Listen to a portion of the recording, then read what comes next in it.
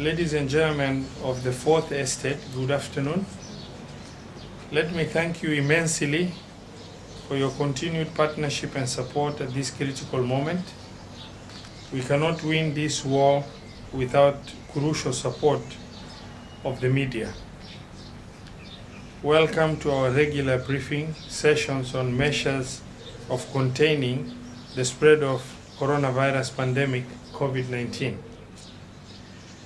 Mandera County continues to upscale surveillance and containment measures by screening passengers arriving by road, by air, screening at the border crossing points, public sensitization campaigns, fumigation of public areas, identification and preparation of isolation and quarantine centers across the county. As you are aware, a lot of measures have been taken, including closure of religious gathering places, madrasas and duksis, and restricted weddings and funeral meetings.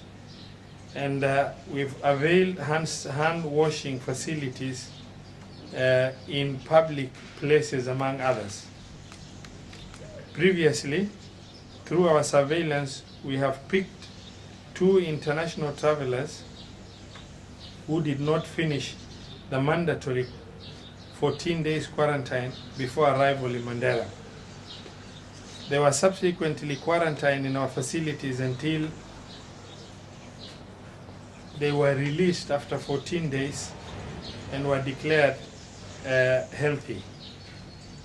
Also, previously we submitted 5 samples to National Influenza Center in Nairobi, and the results were all negative. On the 5th of April 2020, at around 11 o'clock in the morning, a call came through our county hotline from a private health facility in Mandera Town, indicating the presence of 2 persons with flu-like symptoms and fever. Our COVID-19 response team picked up the two persons and isolated them at Mandera County Referral Hospital Isolation Facility. The entire family contacts of the two,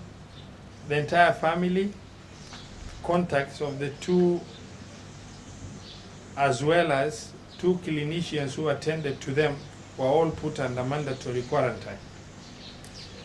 Samples were collected and sent to Nairobi as patient management started. The results have just come back this morning, and the results have sadly been confirmed. The 2 are coronavirus positive, making them the first 2 index cases in Mandera County.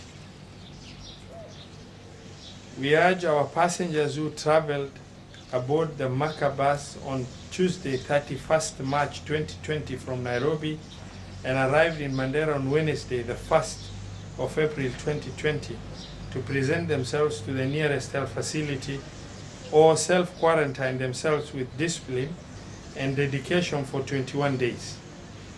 The patients are reported to have been seated on seat numbers 13 and 14 on this bus. Mandera County COVID-19 team has embarked on contact tracing, and the first 14 persons are under quarantine, and the process of identifying other contacts vigorously is ongoing through investigation of the passenger manifest jointly with the bus management, and thereafter contact of the passengers who have who were on that bus. The latest development confirms our fears of the reality of the possible spread of this disease through human traffic, and reaffirms the decision by His Excellency the President of the Republic of Kenya, President Uhuru Kenyatta, to cancel movement in and out of Nairobi as well as other counties. We stand by the decision of the President to cancel travel in and out of Nairobi, but considering the total lockdown and the announcement of the President and the subsequent cancellation of all flights by Kenya Airports Authority and Kenya Civil Aviation Authority, we will have major difficulties in having samples taken to Nairobi for specimen testing and investigation in a timely manner. Previously, it was taking us about 4 days turnaround time for getting results back in Mandera.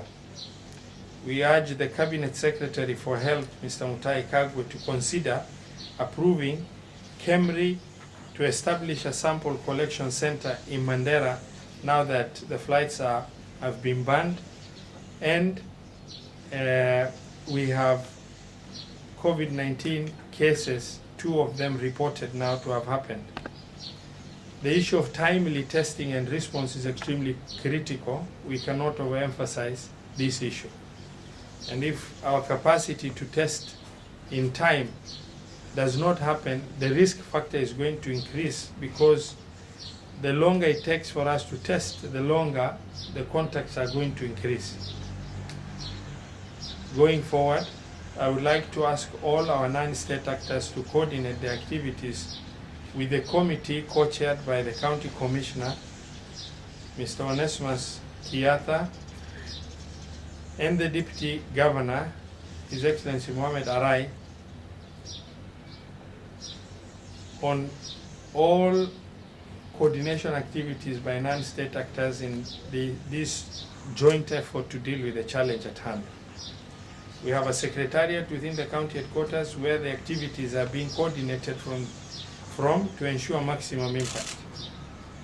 We will extend our preparedness by setting aside isolation wards to cover all sub-counties by assigning trained health personnel and strategic stationing of 3 dedicated ambulances for COVID-19 evacuation and referrals.